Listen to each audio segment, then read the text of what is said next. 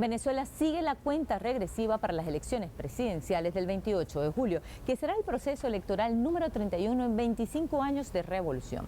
10 candidatos se están midiendo, 9 de oposición y para la reelección el presidente Nicolás Maduro. No son unas elecciones más. Desde el 2015 Estados Unidos le impuso sanciones ilegales y violatorias al derecho internacional a Venezuela. ¿Para qué? Bueno, para estrangular la economía venezolana y provocar un cambio de gobierno. No pudieron, pero siguieron intentando estrategias. En los años siguientes hubo intentos de golpes de Estado, de magnicidio, de invasión. Venezuela experimentó una hiperinflación de más de 300.000%, imagínense. Washington reconoció un gobierno interino inexistente y esa extrema derecha que pidió bloqueo y atentó contra su propio país está participando para optar a la silla presidencial. El gobierno y el pueblo venezolano resistieron. Luego de la tormenta, ¿cómo está Venezuela? En consenso y con políticas económicas con el sector privado, el país lleva 11 trimestres consecutivos de crecimiento económico y organismos internacionales como el Fondo Monetario Internacional proyecta un crecimiento del más del 8% para finales del 2024. En el primer semestre del año se registró la inflación más baja de 39 años, pero lo más importante es que todo se logró porque se estabilizó el país y triunfó la paz, y esto es lo que está en riesgo el 28 de julio. Es una campaña del amor contra el odio, la esperanza contra la desesperanza. Elecciones en Venezuela, la consolidación de la paz y la democracia. Pongamos el punto en la I.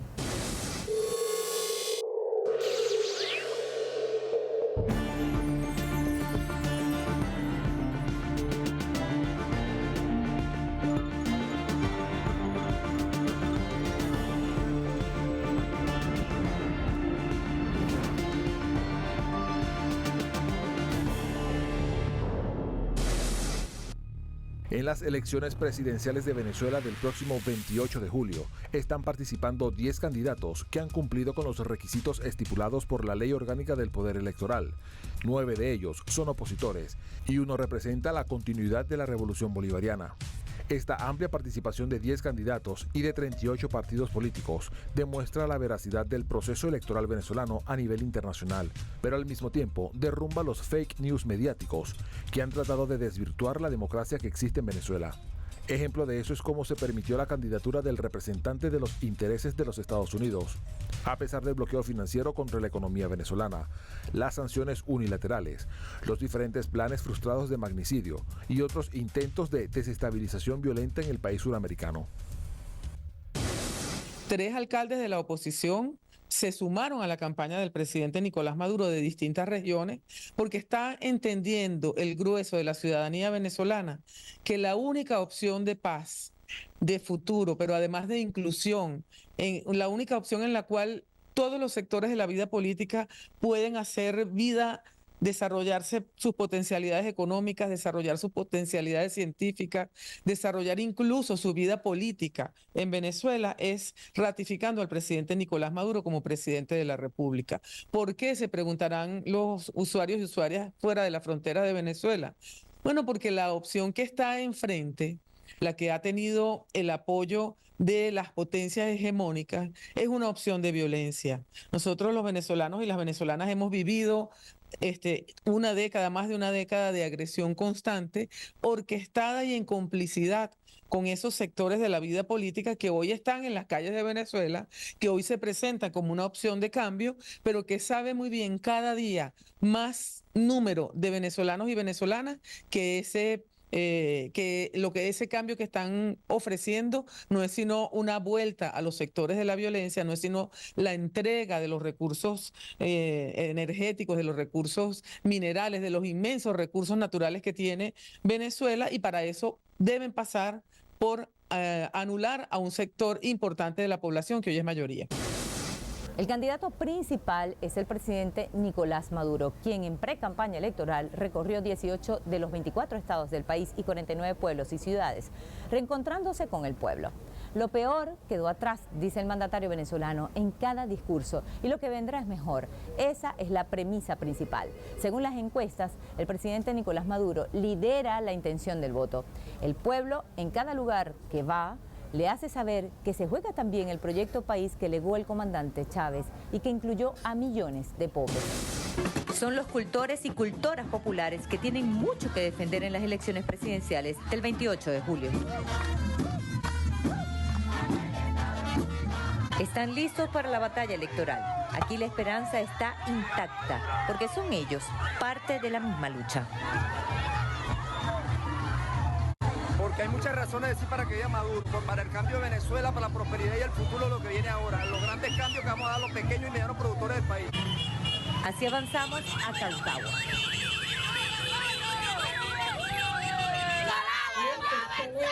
¡Que viva mi presidente! Fue un grito del alma, se respira libertad y mucha pasión. La plaza de Cautagua es el punto de encuentro de los momentos más especiales. La alegría fue el antídoto a la desesperanza en los duros momentos que la oposición radical quiso imponer la violencia.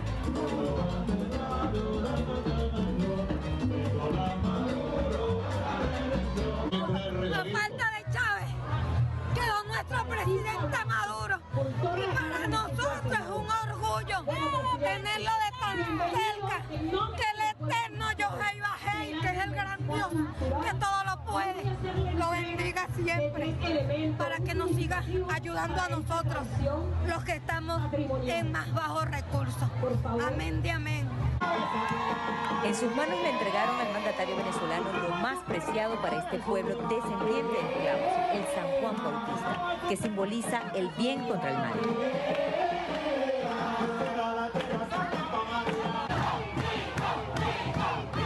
De tarima en tarima, el presidente Maduro iba pregonando el mismo discurso: movilizarse para triunfar, para defender la paz, la estabilidad y el crecimiento económico. Muchas cosas están en juego en estas elecciones en Venezuela, no solamente para Venezuela, sino para el resto de la región latinoamericana. Pero fundamentalmente, para nosotras y nosotros, los venezolanos y venezolanas, lo que está en juego es la paz y el futuro de la República. Y no estamos exagerando con esa afirmación. Por el contrario, cada vez más sectores de la vida política y de la vida nacional y del pueblo en general se dan cuenta de que es así. Al mandatario venezolano lo esperaban en el Encuentro Nacional de Comunas, y son estas estructuras el pilar fundamental de la democracia socialista de Venezuela. Su organización permitió resistir la guerra económica. El 28 de julio es un momento clave para el poder popular. A ellos una alerta: el capitalismo y el fascismo recorren Venezuela en campaña. Vamos a dejar que esa vieja decrépita de la ideología fascista venga y provoque una guerra civil en Venezuela. Ustedes quieren un baño de sangre en Venezuela. Esas mismas reflexiones las llevó el presidente a dos encuentros. El primero en Yaritagua, en Yaracuy. Tengo que darle las gracias a Yaracuy, porque en el peor momento de la guerra económica, en Yaracuy fue que nacieron los CLAP. Fuimos recuperando la producción y hoy puedo decir, gracias al trabajo, a las buenas políticas públicas y a los productores del país, tenemos 100% abastecimiento del país con producción nacional. La lluvia llegó y se ha convertido en un símbolo del chavismo. Se recuerda al comandante Chávez en resistencia con su pueblo. Para las elecciones del 28 de julio, la principal promesa es ganar en su honor cuando cumpliría 70 años de edad ese día. El 28 de julio tenemos una cita con la historia. La batalla es entre los que amamos a Venezuela y los que pidieron sanciones y odian a Venezuela. La batalla es entre los que queremos paz y los que hicieron la guarimba y quemaron gente viva. La batalla es entre todos los venezolanos y venezolanas y los títeres del imperio gringo. Además del presidente Nicolás Maduro, 9 candidatos están compitiendo. Uno representa a la oposición radical de extrema derecha apoyada por Washington y 8 se han distanciado de los atajos y la violencia para llegar al poder. Pero, ¿quiénes son? Es es un éxito en las redes sociales. El abanderado del partido de gobierno, el Socialista Unido de Venezuela, fue sindicalista, diputado, canciller y ex jefe de Estado. Nicolás Maduro encara la contienda con el apoyo de 14 movimientos políticos. Ofrece transformación económica y social, modernización y combatir la crisis climática. Aceleremos el rumbo hacia el gran objetivo de convertir a Venezuela en una potencia latinoamericana y caribeña que nos haga un país inexpugnable de prosperidad, de igualdad. Entonces, ¿qué quiere? El ex alcalde Daniel Ceballos fundó el partido Arepa, propone manejarse por medio de plataformas digitales y criptomonedas. Estuvo vinculado con las llamadas guarimbas, acciones violentas de calle, que buscaban desestabilizar el país. Pagó cárcel por ello. Ahora se considera hombre de paz. El plan de Venezuela es el voto. El pastor evangélico y legislador Javier Bertucci, por segunda vez, es aspirante presidencial de la agrupación Esperanza por el Cambio. En el 2018 obtuvo más de 1 millón de votos. Habla de economía y la fe cristiana por encima de todo. Nunca pensar en la ruptura del hilo constitucional. Luis Eduardo Martínez, socialdemócrata, 3 veces gobernador y actualmente diputado, es el candidato del partido más antiguo de Venezuela, fundado en 1941, Acción Democrática, aliado con 3 fuerzas políticas. Está en contra de la privatización de recursos naturales y busca un cambio en parte del reglamento electoral. Voy a ser presidente de Venezuela, en paz, electoralmente.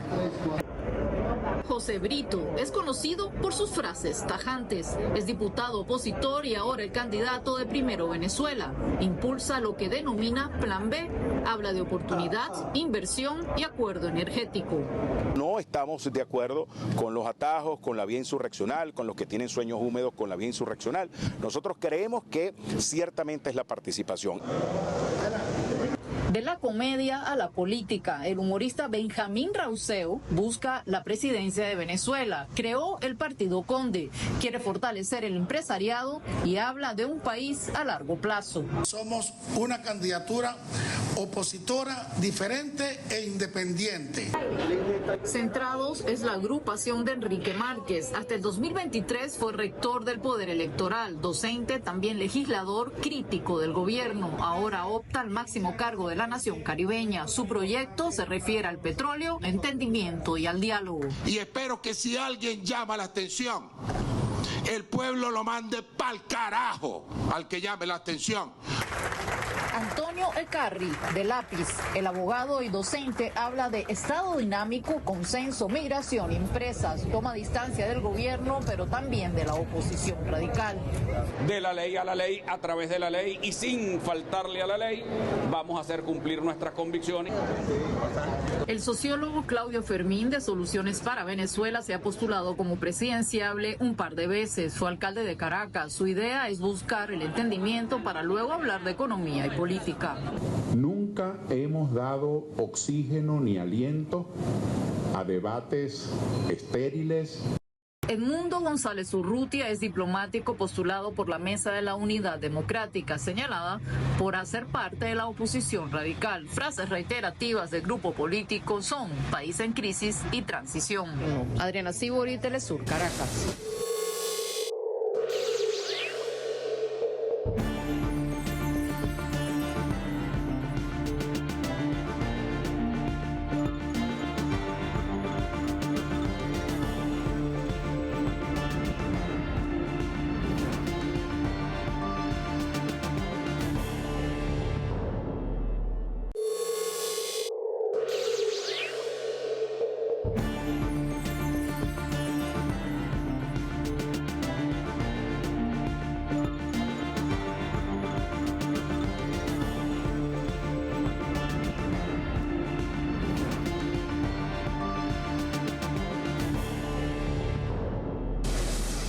En medio de la campaña electoral se dio un hecho que analizar. Desde hace 2 meses, el gobierno de Estados Unidos solicitó al gobierno venezolano retomar el diálogo. El presidente Nicolás Maduro aceptó con la condición que se ejecutara el acuerdo de Qatar y sobre todo se respete la soberanía y las decisiones del pueblo venezolano. Jorge Rodríguez, jefe de la delegación del diálogo por parte del gobierno de Venezuela, informó que se llevó a cabo la primera reunión de manera virtual. Para restablecer los términos del diálogo con respeto, sin manipulación. Y además que sean diálogos públicos, sin especulación. En abril de 2024, el presidente del Parlamento venezolano y jefe negociador del gobierno, Jorge Rodríguez, develó las rondas de reunión que mantuvieron con Estados Unidos en Qatar y en Italia, con facilitación del emir de Qatar. El principal objetivo del diálogo para Venezuela siempre ha sido el levantamiento de las sanciones. A instancia del gobierno de los Estados Unidos de América, aceptamos viajar a la ciudad de Doha y se dieron los primeros encuentros el día 7 de mayo del año 2023 con la asistencia del señor Juan González, delegado especial de la Agencia Central de Seguridad de los Estados Unidos de América, del señor Brian Nichols, subsecretario de Estado para Asuntos del Hemisferio Occidental de Estados Unidos, y de otros funcionarios. Uno de los acuerdos fundamentales era el levantamiento de las restricciones para que Venezuela pudiera comercializar su petróleo y gas y eliminar el bloqueo al Banco Central. Estos acuerdos no se cumplieron por parte de Estados Unidos, lo que provocó la suspensión de la mesa de diálogo. Nosotros firmamos el 17 de octubre del año 2023 y Estados Unidos no emitió la licencia el 17 de octubre. Y aquí hago una infidencia de lo dicho por el presidente Maduro. Estábamos en Barbados, listos para firmar, y el presidente preguntó: ¿Estados Unidos emitió la licencia? Y le dijimos que no la había emitido. Y Maduro nos dijo: firmen igual, porque nosotros tenemos palabra, nosotros somos gente decente, firmemos. El anuncio provocó diversas reacciones. El presidente Petro de Colombia lo valoró inmediatamente. Incluso sectores del extremismo opositor venezolano calificaron de positiva la reactivación del diálogo bilateral. Se inicia desde mañana una nueva etapa bajo las condiciones planteadas por el gobierno venezolano y esperamos pues que estas sí puedan rendir frutos. Los diálogos se realizarán a un día del inicio de la campaña electoral y a menos de un mes de las elecciones venezolanas. El presidente Maduro ha llamado a un gran diálogo nacional al día siguiente de los comicios. Leonel Retamal, Telesur, Caracas, Venezuela. La campaña inició oficialmente el 4 de julio. Las encuestas proyectan a Nicolás Maduro como el favorito. Y en cada mitin, el mandatario venezolano y candidato a la reelección dice que el triunfo es un hecho, pero no hay que confiarse. La militancia del chavismo debe garantizar ganar con contundencia, como sucedió en México, para derrotar el fraude que siempre canta la oposición, que además ha participado en todos los procesos de auditoría del Consejo Nacional Electoral. Cada vez que pierden una elección cantan fraude, y cada vez que cantan fraude no pueden probar que eso de verdad existió. Yo quisiera que mucha más gente de la que va a poder venir viniera a participar, a acompañar a Venezuela en esta elección. Yo recibo personalmente, diariamente, ¿verdad?, como vicepresidenta de formación del partido, un promedio de 5 solicitudes a 10 solicitudes de personas que quieren venir, periodistas, analistas, estudiosos que quieren venir a ver las elecciones en Venezuela. Y quisiéramos que vinieran muchos más, porque si tú caminas hoy las calles de Venezuela, lo que hay es una ebullición de debate, una ebullición de propuestas, una discusión política en cada esquina, pero sobre todo lo que hay es una visión esperanzadora. Aquí la sonrisa del pueblo venezolano no la han borrado ni la borrarán. Aquí lo que hay es baile, alegría, es una fiesta electoral verdaderamente lo que estamos viviendo. No creo que haya el clima para que se pueda generar ningún efecto de desconocimiento y mucho menos lo que está planeando el sector de la MUD con el candidato Edmundo González. No creo que puedan cantar fraude porque las condiciones no le dan. Millones de venezolanos elegirán en un futuro cercano a su próximo presidente y los estudios sobre la intención de voto se multiplican de cara a los comicios del 28 de julio. No creo en las encuestas de opinión. ¿Y por qué no? Creo en los resultados. En esas encuestas está dudoso, de verdad que no. Y la desconfianza tiene su origen. Se ha publicado al menos una pesquisa por semana desde que anunciaron la fecha de las elecciones. Pero varias de ellas, según analistas, muestran una realidad inexistente. Le dan la victoria al candidato de la ultraderecha. Sin embargo, artículos confirman que varios de los sondeos difundidos en redes sociales resultaron falsos, inexactos y engañosos. Lo que estamos viendo es la búsqueda de manejar un clima en el cual la oposición tenga más oportunidades de las que realmente tienen. Está el tema de las encuestas, está el tema del manejo de los bots en redes sociales. Vemos cómo hay publicaciones que superan en el número de me gusta a los habitantes que tienen acceso a las redes sociales y al mismo tiempo hay una disminución de la cobertura y de la presencia de lo que viene haciendo el gobierno en el marco de esta precampaña electoral. Son pocos los medios de comunicación que replican el hecho de que Nicolás Maduro, presidente y aspirante por el partido de gobierno, es favorito. Paz, estabilidad. Superando una intención de voto del 60%. Los otros 9 presidenciables están 30 puntos abajo. Hay un grupo de encuestadores que están diciendo que bueno, no hay otro escenario posible en el país que no sea que gane un candidato determinado, ¿no? Un candidato afín a la oposición. Y esto por supuesto es muy riesgoso porque si no ocurre de esa manera puede tender a crear más nerviosismo, más neurosis en la sociedad. La verdad es que lo ideal es que se gane, que todos los actores políticos estén prestos a reconocer esos resultados en pro de mantener la paz y la estabilidad en el país, que simplemente sean en función de ir a una contienda electoral, no para generar unas agendas paralelas o agendas ocultas que lleven a la violencia. Según los indicadores, el panorama marca que el triunfo del chavismo es una posibilidad innegable. Si la oposición va a cantar fraude o no me atrevería, no lo sé, no te puedo decir básicamente si eso en realidad es un diseño estratégico. Yo pensaría que hay algunos segmentos, sin duda, dentro de la oposición, digamos, de la oposición más dura, que no estaría en capacidad de reconocer un triunfo del gobierno de Maduro. Y hay un dato no menor, una de las reconocidas plataformas en el mundo de la política y el mercado pronostica que Nicolás Maduro se perfila ganador con más del 70% de los votos. Adriana Sibori y Jesús Romero, Telesur. Nosotros aquí además tenemos un ejercicio de comunicación popular muy grande liderado por el presidente Nicolás Maduro.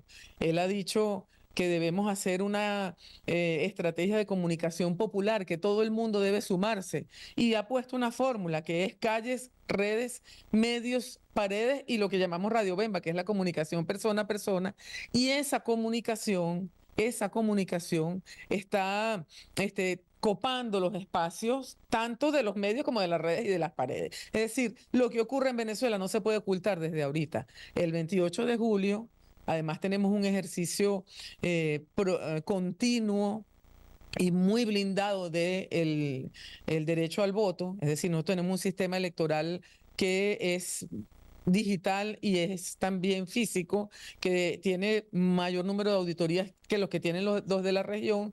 Es decir, es muy difícil que se pueda cantar fraude y eso también se va a ver demostrado el 28 de julio. La visión que le da Venezuela al mundo es de futuro, es de esperanza, es de un cambio transformador, como nos lo ha dicho nuestro candidato presidente Nicolás Maduro.